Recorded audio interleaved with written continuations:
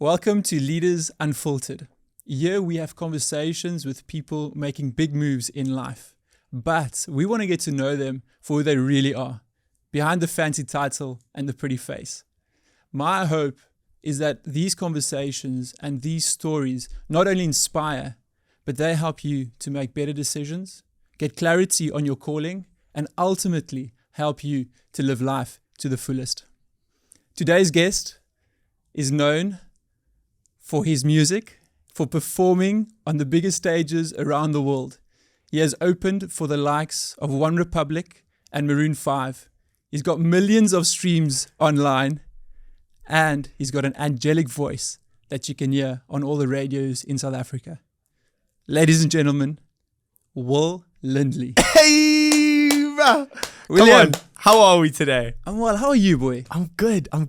First podcast of Rudolph the Toy, bringing it to the world. Bro, what a privilege. I feel honored to be here. Wat 'n voorreg. Wat 'n voorreg. Jy, kan jy vir my Google Translate nee? Asseblief. What a privilege. What a privilege. Young there we man. go. No, an absolute honor to be here. Thank you so much for having me. William, thank you for being here. Do they ever call you Bill? You know, hey, on a very seldom occasion am I called Bill. But I've been thinking maybe, if I start another artist project, it'll be Bill. But right now, it's like if I started a country project, I'd be like Billy Linley. Imagine that. Bro, it's got a ring to it. Right? Billy Linley, the country artist. But otherwise, I'm just Will. Do you know why William became Bill? No. So interesting. Because Richard's also got a very unfortunate nickname. Yes. Yeah. But apparently in the Middle Ages, they used to shorten the name and then just give it any letter at the beginning. So there's no significance. No significance. So Will became Bill and then Richard became Rich. Yeah. Dick. Yeah. Unlucky. Unfortunate, eh? Unfortunate to Richies out there. But Will, so lovely having you and really thank you for being here. I hope you enjoyed LA, but we are so happy to have you back in Cape Town. So Will, as you know, we interview leaders on this podcast, people doing cool things. You're doing very cool things in the music industry, but I know that there's so much more to you. Do you see yourself as a leader? I guess it's how you define it. I think for a while I've kind of run away from ever seeing myself as a leader or that type of thing, because I always felt like you had to inspire people and like tell people like, yeah, this is what we're gonna do or whatever. But I think the more and more that I've thought about it and spoken about it and processed things, I kind of also see that leaders can just be like quiet leaders and do the thing. Yeah. And so I don't necessarily go into life being like, I'm a leader, but I can see that how people can maybe be inspired by the things that I do. And that's really, really, really humbling. You mentioned the word inspire. Do you think that's the key character trait to a leader? I don't know necessarily if it would be a character trait, but I do think that sometimes leaders can inspire the people around them without maybe intentionally trying to do so. I think it can change. Some people can maybe like seek out every single day, like how can I inspire the people around me? But I think for me, that would just give me a panic attack and create anxiety with me if I was trying to inspire the people around me. If I look at the people that I'm inspired by, it's the people that unapologetically are themselves and run after things that light their hearts. And that for me is inspiring. And so I guess if I want to seek to inspire, it's about being unapologetically me and running after the things that burn my heart and make me excited. I love that. There's an authenticity in that, having the boldness actually to go for what you feel you need to go for. And when people see that, they follow. And I see that in you. And it's actually so interesting. Studies and research shows that the most important thing in a leader is being centered, which is essentially integrity. Someone who has got peace about them and who's steadfast in who they are. And I really see that in you, not only on stage, but behind the curtain, behind the lights, camera, and action on a day-to-day. It seems like you're secure in who you are. Have you always been that way? Yeah, potentially. I think I was forced to be that way from a young age. Being the youngest of four boys, there was a lot of like chaos in the household, and no one could really be a princess, or you couldn't really I don't know, there was genuinely like no fear in being who we were. And that was a space that my parents really created. They allowed us to express ourselves in whatever way that was. My second oldest brother was like a first team rugby player at high school, and you wouldn't catch me on a rugby field when I was in high school. I was singing in a cappella groups and in the musicals at school and that type of thing. And I think through that and through just like my home dynamic, I was very much just I don't know, encouraged to do the things that I loved. And so I think that within that grounded me, that allowed me to be who I wanted to be without feeling like I had to fit in a box in order to fit in. I hope that answers the question. But I feel like, I guess for me, I've been lucky in the sense of that I've never really felt the fear of trying to fit in. I think, and that all goes straight back to my family and the way that we were raised. Amazing. Let's talk about the people around you, your family being the closest to you naturally. You've got the most amazing family, and they've shaped a lot of who you are today. Tell me more about your family, but also perhaps other people around you and how they've molded you and shaped you into the person you are today, but also the person you are becoming. If we start closer to home, my mum, when I was like 14, went back to university, and she studied to be a psychologist and a life coach and an Enneagram specialist and all the personality things. And but even as we were kids growing up, she has always been someone who's been able to hold space for difficult conversation, for us to all express our feelings and our emotions and to get it out on the table and to talk about it. And my dad has also seriously encouraged that. It hasn't just been a thing that my mum's done. I don't want it to come off like that. But particularly my mum really created that type of space. And my dad, on a father level to us boys, was such a comfortable space for us to confide in and to really like seek comfort in. And I think that, your parents are your first heroes. My dad was like my first hero as a 4-year-old kid. It's like, who do you look up to? It's like, I want to be like my dad, and he has taught us so much in terms of what I believe it looks like to be a man nowadays. He loves my mum so well. He shows up in relationships so well. And I think it's funny because I was actually thinking the other day, I was like, in interviews, I often talk about my mum. Yeah. And she really is like such a light and the biggest joy ever. But my dad has been one of the most steadfast forces in our family. And he, from a young age, was my very first hero. And I love him dearly. And so when you talk about people that inspire you, I feel like as a kid, your very first inspirations are your parents. And then as you start to grow up, you start to branch out and you start being like, okay, the only people that I look up to can't just be my mom and dad. Like, come on, who else can I look up to? And I remember in grade 4, I had this teacher, Mr. Green, and he was my very first male teacher.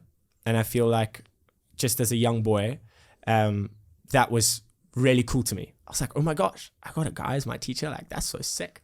And he was so kind and he was so caring. And he would tell us stories about the farm that he grew up on. He grew up on a farm in like KZN. And I remember him creating such a playful environment for us boys at my school to be in. We were doing like Super Brew rugby betting on Fridays, and we would all get our predictions in before the weekend started for Vodacom Super 15. And then on the Monday we would all gather, and we would look at everyone's predictions, and we would kind of like create a rankings list, and he made life fun. And I think that was something that I started to gravitate towards as like a 10-year-old. I started to want to seek the fun in life, to seek the joy, to seek excitement. And Mr. Green really provided that space. And when I look at it now, everyone asks me if it wasn't for music, what would I be doing? I strongly believe that I would be in teaching, and I would be in like foundation phase teaching, or in like that grade 4, 5, 6 like area, because Mr. Green had such an impact on me. And I think that it would be an honor to be able to try and impact a young boy's life, especially in this country. I think I was just so grateful for someone like Mr. Green. So he was an inspiration at 10. And then if you keep growing up, then it's the sportsmen, then it's the actors, then it's the musicians, and then you kind of start thinking about like, what do you want to be when you're older? And at first it was a cricketer, and then I got dropped from the under 12 A's to the under 12 B's because I couldn't bowl in a straight line for 6 balls in a row, and that was a truly devastating moment in my junior school career. But then I had my big backup. And I'm going on such a tangent right now as well, so feel free to pull it back if you no need worries, to. No worries. When was that backup? Backup grade 6? was end of grade 6. End of grade 6. I was 12 years old, and I slipped my vertebra 12 millimeters and herniated discs on both sides. And I was bedridden for like 6 months, 6 or 7 months, and then had to learn how to walk again and learn how to swim properly. And I loved water polo. And had to kind of like reintegrate myself back into life. And that dramatically shifted the course of my life, because I think if it wasn't for my back operation and the intensity of that rehab and getting back into life, I don't think I would have ever really taken music as seriously as I have. I was a serious sportsman, for lack of a better word. I wasn't very good, but I loved my sport. And then when my backup took me out, I was singing in choirs. When I went off to high school, I was, the first day I auditioned to be in the choir, and I took music as a subject, and I didn't really play sport. I played water polo and I played the sports that I could try and play, but my back seriously hindered me. Not to say that I was any good, but that immediately shifted the course of my life. And then my heroes became people like Ed Sheeran, or Justin Bieber, or writers like John Bellion. And those are the people who I looked up to. And those are the people who I wanted to chase and go after. And so I think in a career sense, you can have your heroes. And then in life, you have your heroes. And I think my parents are 2 of my dearest heroes. That answer will never change. I think my answer I might give you a different answer in 20 years' time if you ask me who my heroes are on like a general level. But I do really feel like my 2 heroes are my mum and my dad. And as sappy as that sounds, I think they're epic, and that won't change, you know. I love that. And, you know, it's not even cliche, because not many people have role models as parents. And that's so sad. But your parents are epic. Just when you're speaking about them now, I'm reminded of them watching your show in Cape Town a month or 2 ago. Yes. And your mom standing in front of your dad, and your dad's holding your mom, and you can see how proud they are. But that's so cool to hear. That's so inspiring. And it encourages me to be a older brother or a father to the younger generation who perhaps don't have those examples at home. And even though you're not a grade 4 teacher now, you can still have that same impact on the lives of younger people. Yeah, because I think like as well the craziest thing for me, what I've started to realize over the last little bit, and it might be like, I don't know, this might be like, yeah, of course we'll, but the thing that has struck me over the last year and a half, it was my brother's birthday on Monday. Shout out Ollie. And a thing that we do in our family is on someone's birthday, we sit around the dinner table and we'll go around the table and we'll say the things that we love about them. And to some, that's like, oh my gosh, what are we doing? No, I don't want to do this. Let me just write it in a card. Why do I have to sit here and say it to their face? And to others, it's a little bit easier, and that's okay. But we had my sister-in-law's cousin in town, and he was joining for the dinner. And as we were going around the table saying the things that we loved about my brother Ollie, it got to him, and he was like, we don't do this in our family. Like, this is like crazy. This is hectic. And then he started to say the things he loved about Ollie, and he got a little bit choked up. And I think the thing that struck me is like, the family that I have is is not a common dynamic in many households. The fact that I still have two parents that love one another and live under the same roof is like the biggest blessing. And I think I've started to like really like, I took that for granted as a kid, and I'm incredibly grateful for that now. And so I think it's very easy to kind of like look around the world and look at other people and have all these heroes and people that are like, just like, I don't know, that seem one way and then they're the complete other. Yeah.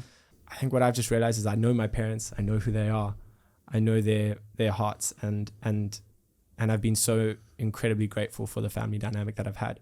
And so that's why they'll forever be my heroes, you know. And it's such a rarity nowadays to have a family dynamic like we have, and I'm incredibly grateful for that, and that's such a blessing. And I like dream of being able to have that as a father when I'm older. Yeah, especially in South Africa. Thanks for sharing that, Will. So let's touch on your music career. We're not going to talk about this for very long, but you're making big moves at the moment in your industry, but most probably the biggest move yet was going full-time into music.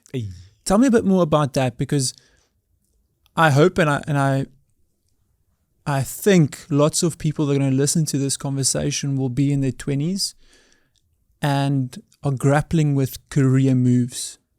So tell me about that move into full-time music. How did you go about that? Well, the one thing that I'll say is your 20s suck. They're full of anxiety and stress and wondering what the next move is to make, and that's normal. And I think I was very lucky at like 19 to be like, oh, I want to do music and I'm going to drop out of university and it's all going to be roses and daisies and life's great. Fast forward 4 years, not 23. Youngster. Yeah, totally. I think that the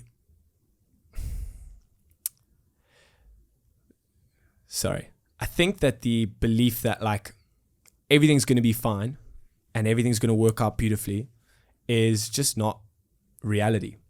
I think our 20s are made for making mistakes, for dreaming and doing the thing and going after it as much as you can. It's meant for adventure. I strongly believe that. And so right now I'm in my adventure phase of being a 20-year-old. And I was able to kind of make that jump at 19 because we had a record label that came and approached us and provided a really solid deal that allowed me to step away from university and step into doing music full time. And it really provided the resources for me to be able to step into it full time. If it wasn't for that deal that came along, I would still have to stayed in university, and my parents were like, not happening, which is understandable. I think if I was a parent and my kid was going like, oh, I want to do music, I'd be like, all right, like, okay, calm down, But they were incredibly thoughtful and really kind, and held a lot of like real conversation about like, okay, what does this look like if you step into this? What the last 4 years have held has been like a roller coaster, because there'll be some shows where a prime example, we were playing in Cape Town Stadium and Johannesburg Stadium, and it was like the wildest, most epic show of my entire life. And the very next night we were playing in like Bloemfontein at like a cherry festival on like a stage that didn't really hold its own, and like cables that were rusted. And it's like part of it. It's part of the ups and downs of this incredible journey that I've been on. And it for sure keeps you humble, and that's epic. But I think like for me, I strongly believe that your 20s are made for making mistakes and for trying things, because I don't want to be 70 and looking back and be like, back in my day, I could have, but I was too worried about finances, or I was too worried about the future of that career. There are many days where I look at my music career and I go like, is this sustainable? Is it going to last for long? Does it make sense? And then I'm like, bruh, who cares? Keep going. Do the thing. Is this what you love? Yeah. Do you still love it? Yeah. Then keep doing it, and you'll find a way. And that's been kind of my mentality. And I look at all my friends that are starting to graduate now, and they're all 23 years old, 23, 22. And a lot of them are kind of like, we don't know what to do. The last 18 years, we've known that like we're either going to go into the next grade, or everyone else is doing this degree, so we're going to go do that degree, or we're going to go serve articles now. But a lot of people are kind of going like, I actually don't know what the next little bit's going to hold. And that's okay. Like, live at home for another 2 years if that's what it takes. Like, it does not matter. You don't need to have things figured out. Your 20s are not for having things figured out. It's for trying everything under the sun, to like dreaming and believing that you can do the thing that you've set your heart to do. And if it comes to 28, 30 and that hasn't worked out for you, and you're like, you struggle to make the thing work, at least you gave it a shot. And then you can settle down and figure out about life. But I really feel like, for me, the decision to step into music was a decision out of like not wanting to be 70 and feeling like, oh, I didn't really give that a go. 7-year-old Will dreamt of being able to be a movie star or be a musician. And now I'm here being a musician. So I've got to make 7-year-old Will proud and kind of like really give my best at this. We often talk about calling. The term gets thrown around a lot. What's your calling? Follow your calling. Figure out your calling. What does that mean to you? At the church that I go to in LA, I met this guy called Fraser Groot. Him and his wife, Jadey. Jade's family are actually from Gqeberha, which is wild. So it was really funny. But they actually live in New Zealand. So it was a wild, small world moment. But Fraser has this project called 10,000 Dreams. His mission is to help the world dream. And I met Fraser, and we were having a sandwich after church. And he looks at me with a big smile, eyes light up. He's got this thick New Zealand accent. He's like, what's your dream, bro? I was like, Fraser, bro, I've never really been asked that. And we kind of got to chatting, and what does it mean to dream, and the importance of dreams. And I kind of feel like, in the same way, it's like we kind of got to the crux of it, of being like, there's a difference between your dreams and your purpose. I feel like sometimes we can bundle them all into the same thing. And I feel like your purpose and your calling, it's like that all falls into the same thing. I feel like, for me, where I've landed is like, my dream is to be a South African musician that's putting South Africa on the map and able to play shows around the world and create a space for people to feel genuine joy and happiness, and to let loose at concerts and to dance and to feel safe. That for me is my dream, to be able to make music for the rest of my life and to impact people's lives with that.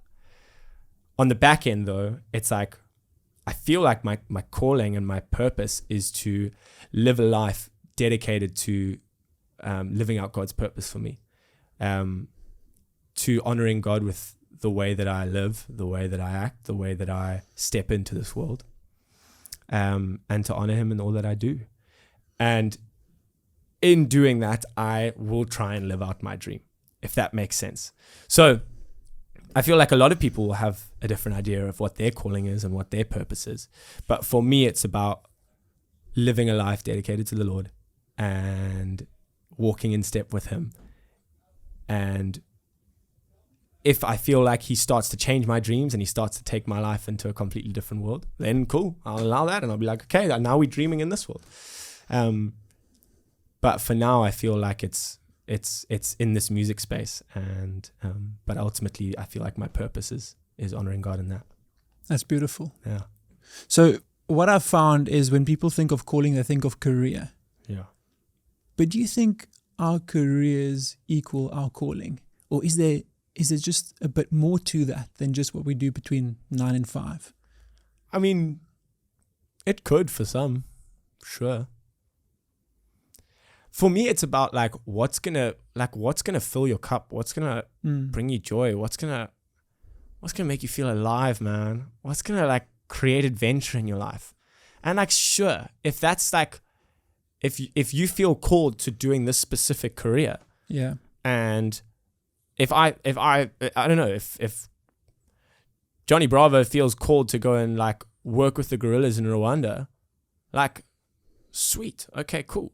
And I feel like it can be linked into the same thing. And I think sometimes we can have this whole philosophical idea of like, oh, what's your calling or what's your purpose? And man, how do we, but like, you know, maybe some people just lump it in together in the same thing. Yeah.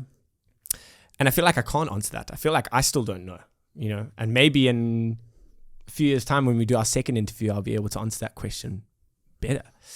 But I think there's a lot of stuff that I'm still trying to figure out. I feel like sometimes I'm like, I feel like this is what my purpose is. I feel like my purpose is to like live honoring God in all that I do. But I feel like my dream is to be a musician. Okay, cool, sweet. But then there's some days where I'm like, oh gosh, I don't even know what I'm doing. I don't even know if this is my dream or if this is my calling or if this is the career that I should be in, or, you know, which is normal for everyone. But I don't know yet if I'd be able to like give you a concrete answer in that. Yeah. You're still in your 20s, so. What do you think? No. I'm not the guest in today's podcast, William. We can talk about that afterwards. Dialogue, you know?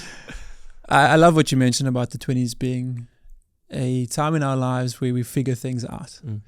And I don't think it's only in the 20s. I think it's until we are 6 feet under one day, we're still figuring things out. And that's okay. Yeah. That's okay to wrestle with things. Yeah.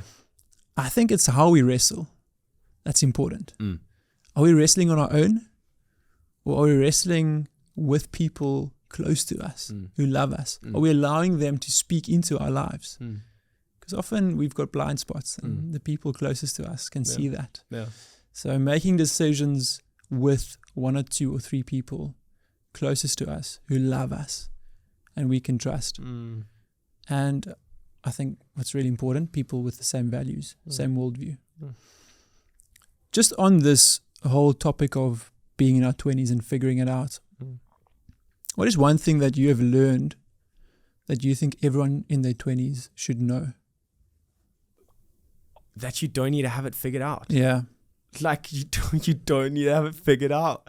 Enjoy yourselves. Have fun, man. Like there's joy and beauty in not knowing what's going on. As dumb as that sounds. But it's like, there's that Daniel Ricciardo quote that's like, enjoy the butterflies. Enjoy Did you just you know? quote Daniel Ricciardo? Yeah, shout out Danny, you know? Come on. But William. You know, it's so true though. There's genuine, like, in not knowing something and being like, okay, I want to figure that out. Like, I think that's where life becomes exciting. As like cringe as I probably sound right now.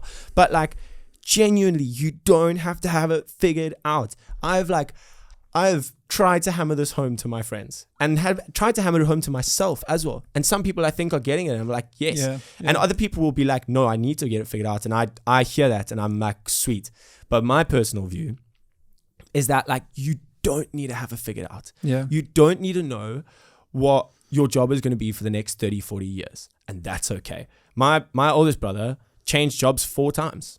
And he's just turned 30 and he's now in a job that he feels like stoked by and he's enjoying it and he's sweet, but he changed jobs. You don't have to have the one thing figured out for the rest of your life. That I think is like the thing that cripples 20-year-olds, people in their 20s. It crippled me. Even when I started doing music, I was like, what am I doing with my life? But now I'm like, yeah, sweet. This is the chapter that I'm in and I'm going to do music to the best of my ability. I'm going to crush it as much as I can. And if down the line, it's like not the thing anymore. Like, oh yeah, sweet. I gave it a go. But like, I don't need to have it figured all out. I don't know. I feel so strongly about that. That's the one thing that I've learned. That's the one main thing that I've learned. And I have to tell myself that all the time. Yeah. Because there'll be times where I'm like, I feel like I have to have it figured out. And I'm like, William, bro, relax. You don't have to have it figured out. It's okay. Don't worry. You know. It's so cool to hear how comfortable you are in this space of figuring out. Because for most people, it's super stressful. They're like, oh, what if I'm doing something that I shouldn't do? What if I miss this calling or this purpose? But what I think gives you that freedom to figure out is the safety around you and the safety net you're in. And you mentioned your parents. And I know you've got very, very close people around you who love you and have got your back 24/7. I think it's so much easier to figure out when you're in a community of people that love you. Yes. And in a family Yes. that loves you. Yes. Do you see that? Do you agree with Yes. that? Yeah. I think that is very true. And I think I've been able to live in that space because, yes, I've got that community of people. I've got dear friends. Dear friends. Shout out Rudes. Rudes has taken the brunt of a lot of my anxiety and uncertainty about life. But you know, I've got a lot of dear friends who are able to hold that space and will support me when I want to go out and do something crazy with my music or whatever. You know, and that's a blessing to have that. And so I guess the more that I've kind of lived life and journeyed a little bit, you find that living life in community brings the most amount of like comfort and joy and excitement in life. And ultimately that allows you to not feel like you need to have everything figured out. You know, if you're doing it with people, then it's okay. It's like, bro, it's like when you're going through initiation in grade 8 to in first year varsity, it's like going through some of that stuff together with a community of people is actually really fun. And maybe in the moment you're like, this sucks. But come like 6 months down the line, you're like, oh, I'm so glad I went through that type of thing with those people around me. It's the exact same thing in life. When life feels like it's smacking you across the face, being able to journey that with the people around you is a real blessing. And then when you come out on the other side, you can, I'm so grateful that I had those people around me to be able to journey with me, to be able to hold me when I needed it. And now we can celebrate that we've come through this difficult patch in life. And that, I think, is our 20s. Do your 20s with the people that you love the most. Can I do that in my 30s as well? Please. You know, to an extent. Yes. Well, the thing is, I'm 23. I don't know what I'm talking about. So when it comes to 30s, do not ask for my advice. I don't even think you should be asking for my advice in anything. But I'm here to yap as much as you need, you know. You know, well, like, you've got so much wisdom. And I just want to honor you in that. You are super curious and teachable.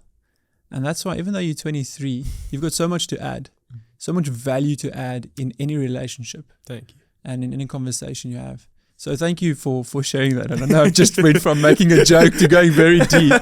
But I just want you to know that I think that's why you're sitting here at the age of 23, done what you've done, but also have the relationships that you do have because of how kind you are, how consistent you are, how grounded you are, and how curious you are. I love your curiosity and your teachability. You're always just honest and open. Thank you. And that's beautiful. Appreciate it. William? Rudolph? What do you want to be known for? You are 105 years old. You're sitting on your stoop. I raised my bat for the century. 100%. Shout we're going out. to. That's We're what I'm talking peaking at 100, Will. Yo! We are peaking at 100. What do you want to be known for if you look back at your life? Well, first of all, I made it to a century. So known for that. Helmet off, bat up in the air. No. What do I want to be known for? I guess, how do you want to be remembered? As cliche as this sounds, someone who lived life to the fullest. Someone who didn't hold back. Someone who loved well. Someone who was loyal, kind. Someone who took life by the horns. I think would be really cool. And I think there's a lot of those aspects that I feel like I can do so much better and that I don't do well now. But I would love to believe that by the time I got to 100, I'd figured out a lot of those things. But it's like, it's kind of wild when you start thinking that you like, oh yeah, you do only have one life. How are you going to live it? How do you want to be remembered? And it's like quite like, oh, goodness me. Yeah. Because I feel like even in these early years of me being like 20 and 21, 22, 23, and with the travel and me not spending as much time as I do at home, I feel like there's so many things that I've dropped the ball on, you know, like keeping in contact with your family and trying to, and like remembering the little things. And I think like there's certain things that I have taken life by the horns and I'm like, yeah, I feel like I'm doing that. But then there's the things that I want to make sure that in taking life by the horns, that you are kind and you are caring and you are loving and you love well and you are honest and you are intentional. And I think that there's there's so many times where one can get caught up in the bustle of life and the bustle of like living, and you want to do this thing, you want to go to running lake club, and you want to do this, and you want to go feel Saunders dip, and you want to go there, and you want to go out the mountain, then you want to travel, and then you want to start your business, then you want to, and I think that within that, it's so epic to have all that drive and that desire and that excitement to life. But I just think one always needs to be careful that you pair that with doing that lovingly and being caring and being intentional with the people around you, because that's the one thing that I've felt over the last like few years, is that as I've branched out and taken the opportunity and lived life and tried to live life in a way that I get to, I'm like 80 years old and I go like, oh, I lived life. I took it by the horns. I realized that there've also been some times where like, oh man, like you forgot to message your best friend over the last like week and a half. And like, sure, people are loving and forgiving and understand the spaces that we're in, but like, don't allow that to be a crutch to stop being intentional with the people around you. Yeah. Don't allow that to be a crutch to stop being, to pursue a friendship or to pursue a relationship with people. So that's a real long-winded answer to how do I want to be remembered. But I just think it's one of those things that I've been thinking about a lot, and just, processed over the last little bit. Do you know why I love this question? Is because whoever you ask, they're not going to mention their career. You didn't mention music once. And that's why I often grapple with this idea that calling is linked to career. Like we called to be a father, a brother, a best friend, you name it. Yeah. Before we called to be a musician. So I loved your answer. Yeah. Because that was real. That's really what you want to be remembered for. And it's got absolutely nothing to do with your career. Yes, the music is perhaps part of taking life by the horns and living life to the fullest. And if that's where God wants you, then you got to go all out and be excellent. Yeah. But it's not the be all and end all there. We don't have to worry about missing this calling if we're in the wrong career. Do what you love. Go for it. Take the bull by the horns. Bro, I wish I could re-answer some of my earlier questions, because now that I answered that, I'm like, oh wait, really, it's like a little therapy session. You come to like question like this, you're like, man, I would rethink some of those. But it's very true. You kind of, when you think about how you want to live your life, you don't actually plop your career in that. Yeah. But I guess it's at the same time though, it's your career doesn't define you, but it is a way that you live. It's how you use your time. A lot of the ways, it's how you're spending your 9 to 5 potentially or whatever. And so within that, it's like, sure, you can then live the way that you want to be remembered. Yeah. If you, I feel like it didn't really make sense. But like in music, now, sure, it would be great to be remembered as a South African pop musician who took pop music to the world or whatever. But like, yes, sure, that's not the important thing. The accolades aren't the important things. The character of the human being is the most important thing. Yeah. And within doing music, I want to do music loving well, taking the bull by the horns, being intentional, being kind, but also in life, and being an intentional and kind individual. So our career doesn't define who we are. Our accolades don't define who we are. It's like a vessel in which we can live the life that we want to live. Yeah. I feel like it didn't make sense as I was saying that. I was trying to be like too smart as I was trying to say it, you know what I mean? But yes, sorry, I'm going to not make sense the more I speak. But, it's kind of like a vessel in which we live our life. 100%. Because, and I agree with you, and I don't want it to sound as if our careers aren't important at all, because that's not the case. Both you and I have people very close to us who are not happy in their careers. And that has got such an effect on our well-being. Imagine going to work every day and you hate what you do. This is perhaps a big statement, but it's really difficult to love well when you hate what you do. I think so. Thank you for sharing that. Because I don't want the listeners to think that, career is just whatever. Yes. It's super important. Yes. Yeah. When you say love well when you hate what you do, what do you mean by that? Imagine you go to work every day and you behind a laptop, you don't want to be behind a laptop. You with people, but you don't want to be with those people at work. It's draining. It's difficult to be kind. It's difficult to have a servant heart to the people around you when that thing that you do from 9 to 5 just takes everything out of you. Where I want my cup to overflow so that I can have time for people, so I can listen well, so I can be empathetic. I want to love those people. It's really difficult, I think, if you don't love what you do. Do you disagree? I agree partially. I hear you in that. And I was trying to like figure out if I agreed or disagreed or whatever. And I think I do agree with you. It's like, yes, you need to do what you love. But I don't think that you can't love people if you don't do what you love. You can't love people well if you're not doing what you... I think that you can still love people well regardless of the job that you do. Sure, it might be a little bit tricky if you're not doing something that you love. But I think that, again, it's like that whole thing of like our career doesn't define who we are. And if you're going into a job that you're not enjoying, it doesn't mean that you can show up in a way that's going like, oh, well, I don't actually care what you have to say, or I don't really care about this. Or I think like there are tough aspects to everything that we do. And if we're talking particularly career, like there are tough things that I have to do as a musician. I have so many cooks in the kitchen when I'm trying to release a song. There's like different members of my team going like, I don't think you should do that. I don't think that should come out. Oh, I don't think. And like, it drives me up the walls. It infuriates me sometimes.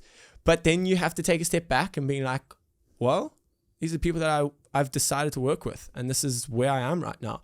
And I want to love these people well and honor their opinions. And I can be like, well, guys, this isn't my project, so I don't care.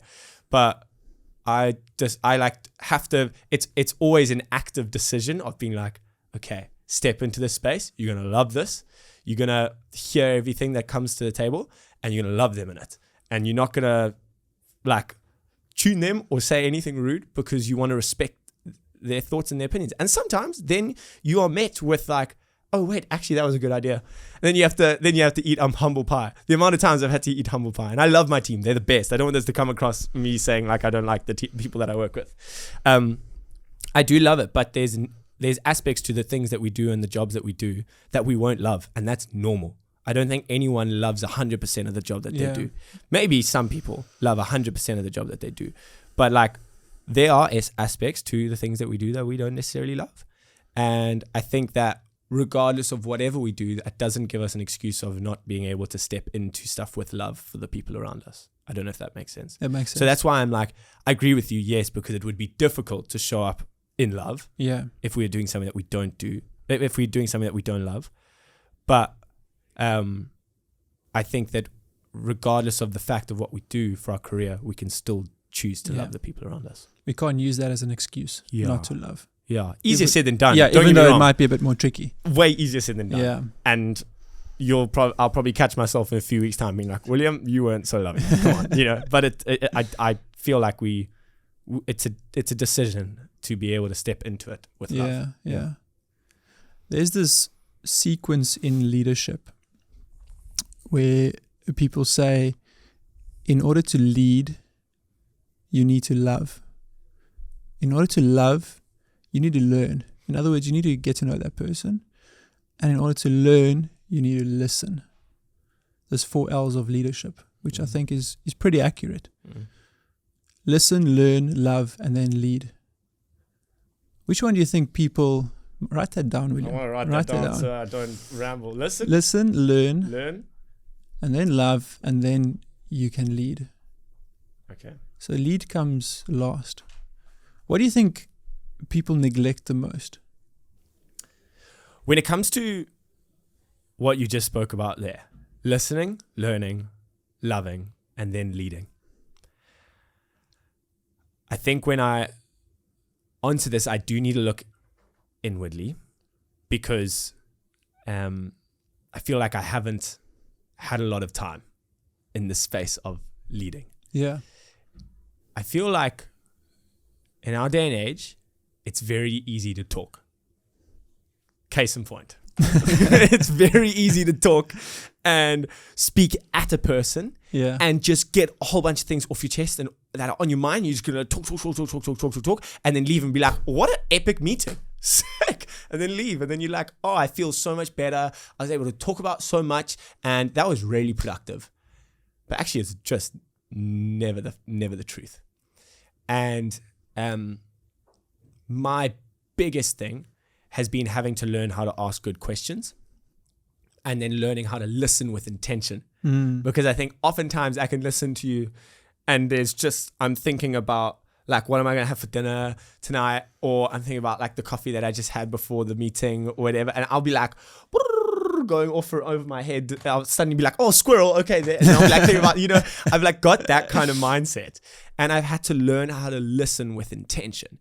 And so for me, the thing that I leave out almost all the time is listening, because I think I have had to learn so much in this music space. I stepped into it when I was 19, and the way that I explained it to my dad was like, I'm an entrepreneur.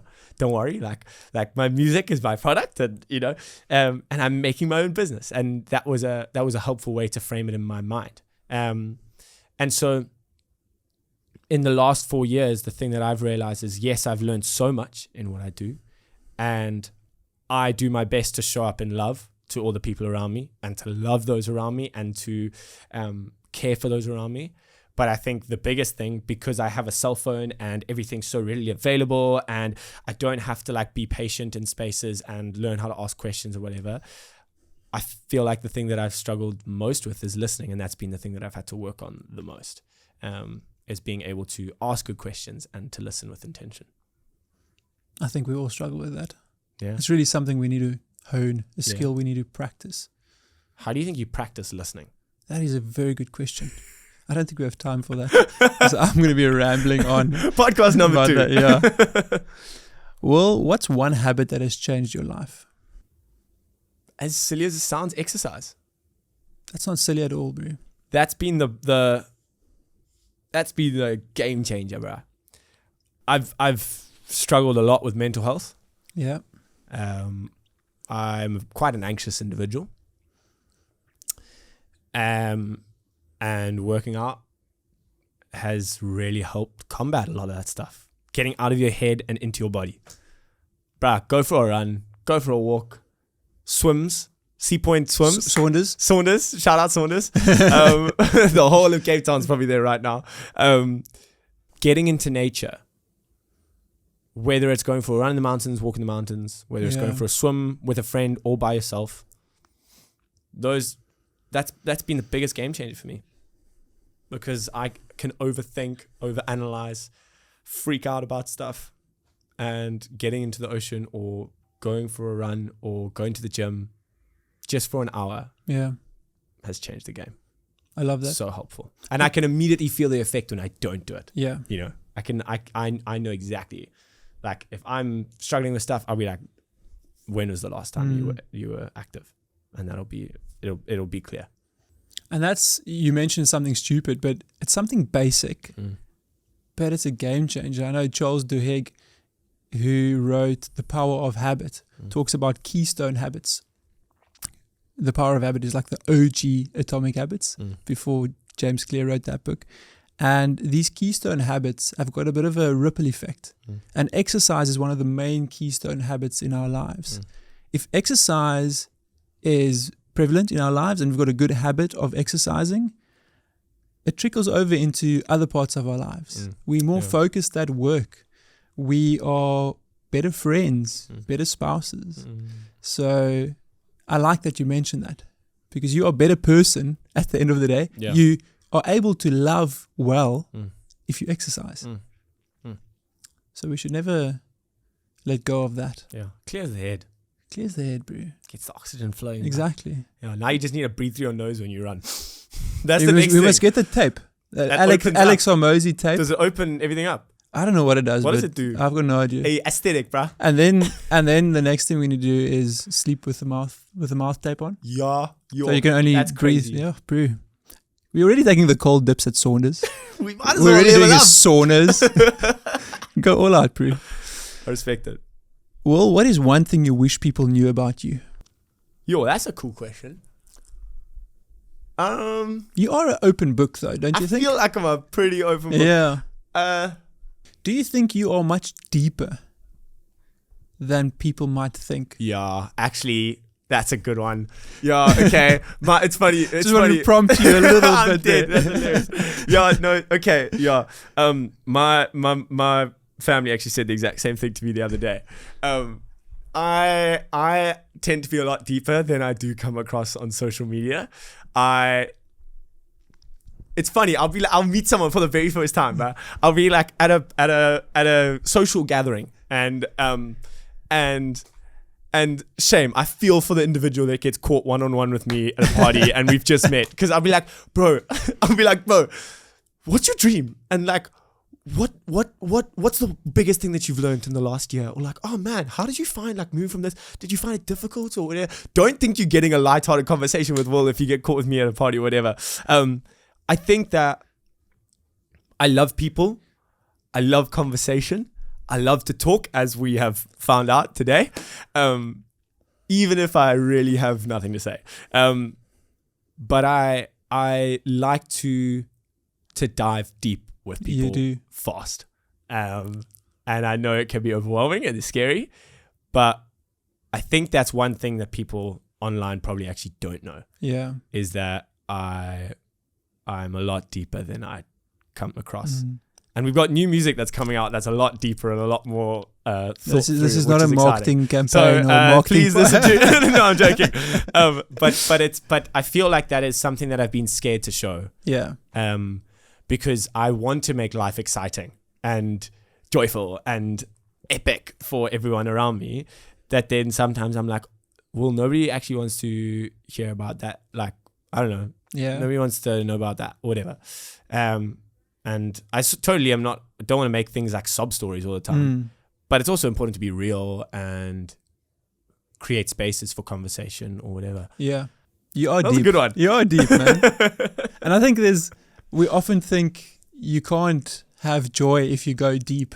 That's the fullness of joy is being real and being deep at the right time. Yeah. Not be super intense the whole time. Yeah, and guys. that's not you, but I do admire that about you. You're full of joy, but you know how to go deep. That's beautiful. Well, last question.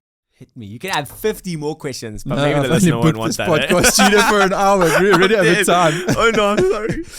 So, metaphorically speaking, if you had a massive billboard that you could carry around with you wherever you go, Yeah. with a message on it, what would it say and why?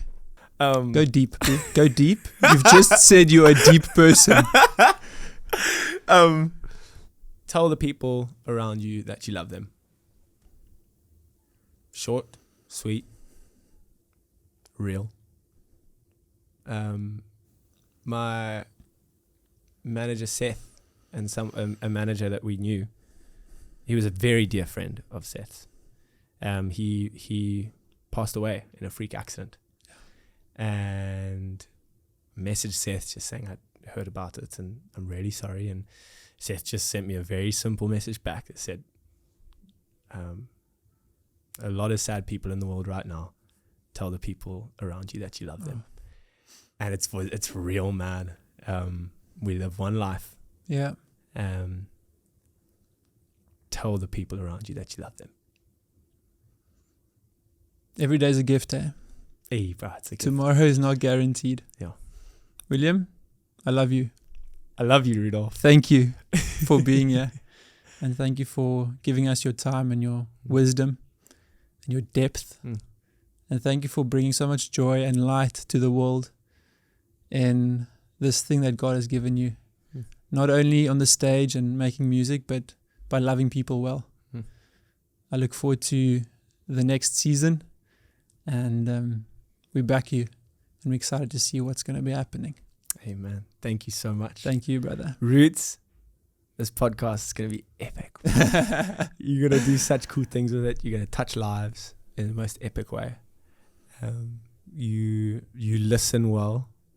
You love well. You learn every single day, and ultimately you lead well. And you are such a dear friend to me, and you're a dear friend to most, to everyone.